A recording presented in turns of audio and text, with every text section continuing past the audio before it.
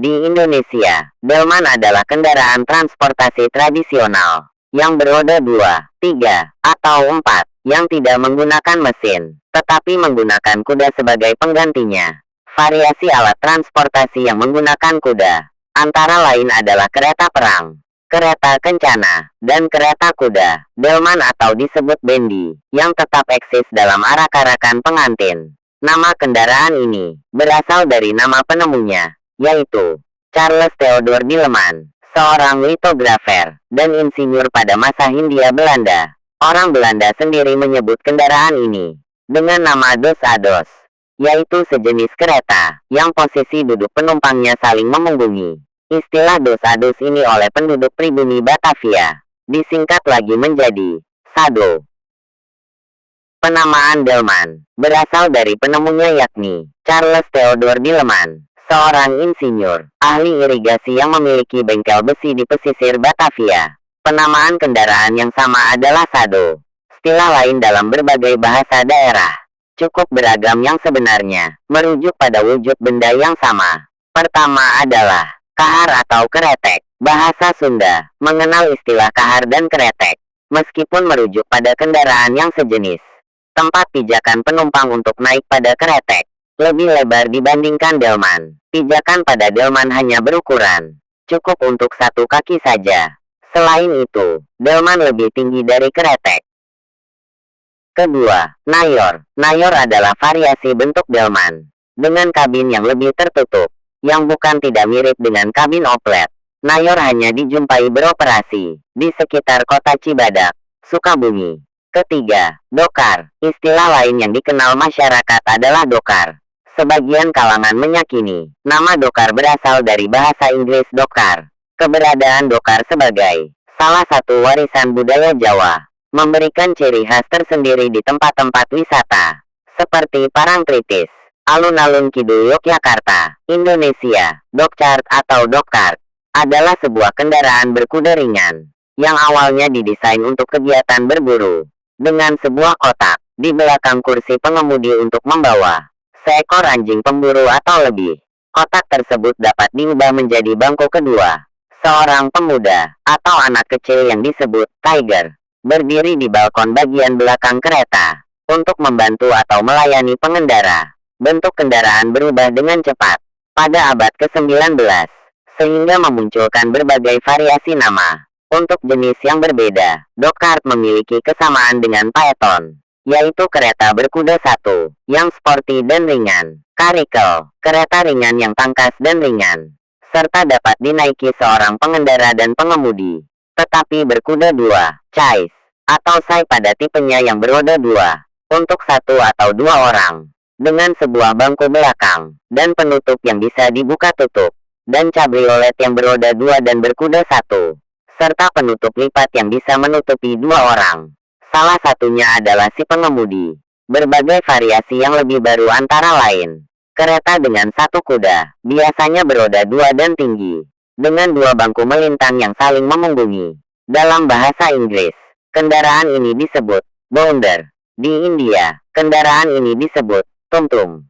Versi Prancis memiliki 4 roda dan 2 bangku yang saling memunggungi sehingga disebut dos-a-dos atau berarti saling memunggungi. Dokcart versi Amerika memiliki 4 roda dan sebuah kompartemen untuk membawa binatang hasil buruan.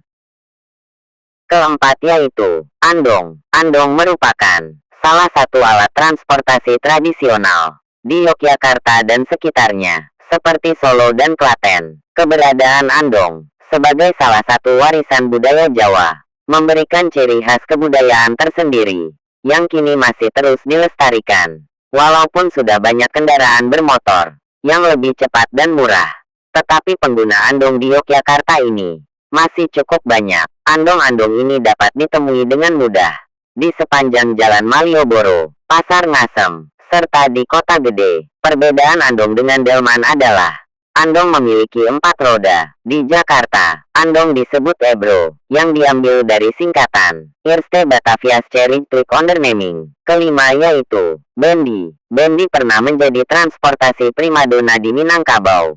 Pada masa kolonial Belanda, bendi sering digunakan oleh saudagar kaya, para penghulu, ataupun petinggi pamrih praja, seperti controller, demang, asisten demang, dan lain sebagainya. Bendy juga sering mangkal di stasiun Simpang Haru untuk menunggu para penumpang yang pulang. Dalam sebuah lagu Minang yang mengiringi tari payung, terdapat lirik, "Ba Bendy Bendy, ka Sungai Tanang, singgahlah Mama Tiak Bungo Lambayuang." Lirik tersebut mengisyaratkan bahwa Bendy dulunya merupakan kendaraan tradisional populer masyarakat Minangkabau. Keberadaan Bendy di Kota Padang semakin berkurang karena kalah oleh kehadiran bemo pada tahun 1980.